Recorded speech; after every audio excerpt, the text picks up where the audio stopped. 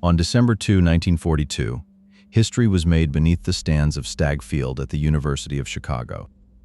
The squash court beneath the west stands held the world's first artificial nuclear reactor, Chicago Pile 1. Enrico Fermi led the team of scientists assembled to achieve the first controlled nuclear chain reaction in history. The experiment would prove that nuclear fission could be sustained and controlled by human hands deliberately. 29 physicists gathered in that squash court and witnessed the first controlled nuclear chain reaction. Among those 29 scientists, only one was a woman. Her name was Leona Woods Marshall. History credits Enrico Fermi and his all-male team with this foundational achievement of the nuclear age. The official team photograph taken after the experiment was completed does not include Leona Woods at all. The Smith Report, the official Manhattan Project history published in 1945, omits her name entirely. Henry DeWolf Smythe wrote the authorized account of the Manhattan Project and left Leona Woods out completely. Her absence from the official record was not accidental, but reflected the structural erasure of women in science. The men who wrote the history of that day chose which names would appear and which would not. Leona Woods was born in 1919 in LaGrange, Illinois, and showed exceptional mathematical talent early. She earned her undergraduate degree at the University of Chicago and stayed to pursue her doctoral research there. Her doctoral work focused on the spectroscopy of diatomic molecules under the supervision of Robert Mulliken. She earned her doctorate in physics at age 23, one of the youngest in her department at Chicago. The official history erased her documented contribution from the permanent historical record without acknowledgement. Leona Woods joined the metallurgical laboratory at the University of Chicago in the summer of 1942.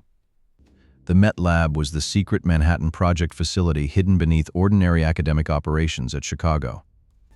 Her dissertation focused on nuclear spectroscopy and advanced particle detection systems with practical applications. She was among the most technically qualified physicists working on the Chicago Pile 1 reactor project. She understood both theoretical nuclear physics and the practical engineering demands of detector construction. Her pregnancy during the experiment was kept confidential from most colleagues and project administrators throughout.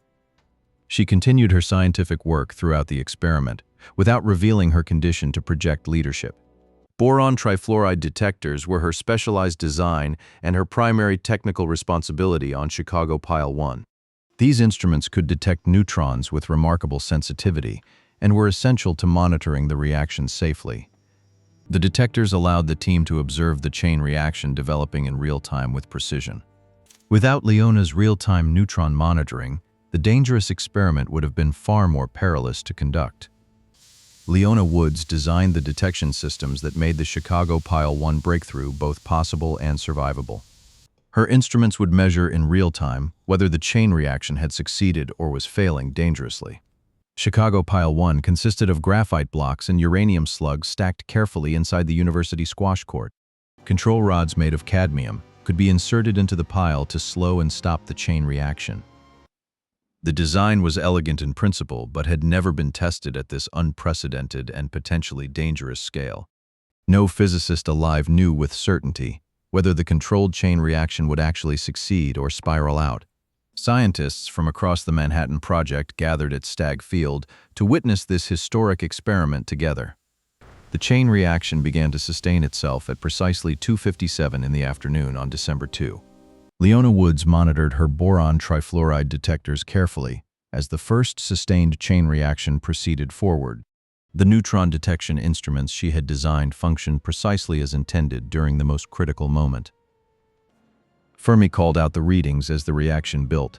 Leona's instruments were providing those readings directly. George Weil withdrew the final cadmium control rod on Fermi's instruction, and the reaction became self-sustaining. Arthur Compton sent a coded telegram to Washington that evening, reporting the successful result to project leadership. The message read that the Italian navigator had just landed in the New World, and the natives were friendly. A photograph was taken of the team assembled at Stagg Field, following the successful completion of the experiment. Leona Woods was present throughout the experiment, but does not appear in the official commemorative photograph taken after. The Smith Report, published by Henry DeWolf Smith in 1945, became the authorized Manhattan Project history. The Smith report mentioned 49 scientists by name. Leona Woods Marshall was not among those 49 names. Her exclusion from the report established a pattern that would define how the project was remembered for decades. Physicist Enrico Fermi did briefly mention Leona in personal correspondence, but not in the official record. The institutional channels that created the historical record were controlled by men who documented other men primarily. The Smythe Report was the sole authorized public account of the Manhattan Project for many years afterward. Albert Wattenberg, a physicist who worked alongside Leona on Chicago Pile 1, documented her contributions in later years. Wattenberg explicitly described her role in designing the boron trifluoride detectors that made the experiment viable. Historian Ruth Lewin Syme later examined the structural patterns by which women were excluded from scientific credit. Syme's research revealed that Leona's exclusion was not an isolated incident, but part of a systemic pattern. Marcia Bartusiak documented Leona's story in her account of women whose contributions to physics were not credited. Bartusiak's work helped establish that Leona Woods was not a peripheral figure, but a central one in the experiment. Leona Woods Marshall later became a professor at New York University, and then at the University of Colorado Boulder. She also worked at the Institute for Advanced Study in Princeton, alongside some of the most prominent physicists. Her later research included work on astrophysics and cosmology, fields she helped shape after the Manhattan Project. She became Leona Woods Marshall Libby after marrying physicist Willard Libby, the Nobel laureate and inventor of radiocarbon dating. Despite her career achievements, her role at Chicago Pile 1 remained largely absent from popular scientific histories. The anniversary accounts published in major newspapers and journals through the 1950s and 60s omit her entirely. When the story of the first nuclear chain reaction was told for public audiences, Leona Woods was not there. The photographs that illustrated those anniversary accounts show the men of Chicago Pile 1 without her face among them. Her name began appearing more consistently in historical accounts only in the 1990s and 2000s. The Manhattan Project official narrative was written primarily by the men who led it and the administrators who funded it. The Smith Report established which contributions were worthy of public acknowledgement and whose names would be remembered. Women who worked on the Manhattan Project in technical roles were systematically underrepresented in that foundational document. The historical record of the atomic age was shaped by institutional decisions about who counted as a scientist. Leona Woods was not absent from the event. She was absent from the account of the event written afterward. This distinction matters because it means the erasure was not accidental, but was a product of deliberate narrative choices. The people who controlled the official history decided what to include and whose names would survive in the record. That decision was made in 1945 when the Smith Report was compiled, edited, and submitted for publication. The absence became permanent when subsequent historical accounts borrowed the Smythe Report's omissions without questioning them. Generations of physics students learned the story of Chicago Pile 1 from accounts that did not include Leona Woods. The recovery of her story required historians to go back to primary sources and interview surviving participants directly. Albert Wattenberg's testimony in the 1980s and 90s was among the most important corrective accounts available. His insistence on describing her role in concrete technical terms helped establish her contribution beyond dispute or question. Leona Woods Marshall Libby died in November of 1986 in Santa Monica, California, at the age of 66. She died before the full restoration of her place in the history of Chicago Pile 1 had been completed.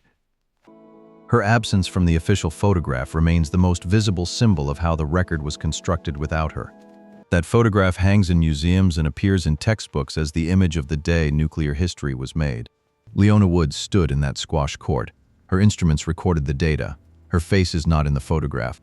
The telegram that announced success to Washington that evening did not include her name among those responsible. The history of the atomic age was written in a way that appeared to be a history of men only. The first controlled nuclear chain reaction required her boron trifluoride detectors to work. Without them, it could not proceed. What she contributed was not peripheral assistance, but foundational instrumentation on which the entire experiment depended directly.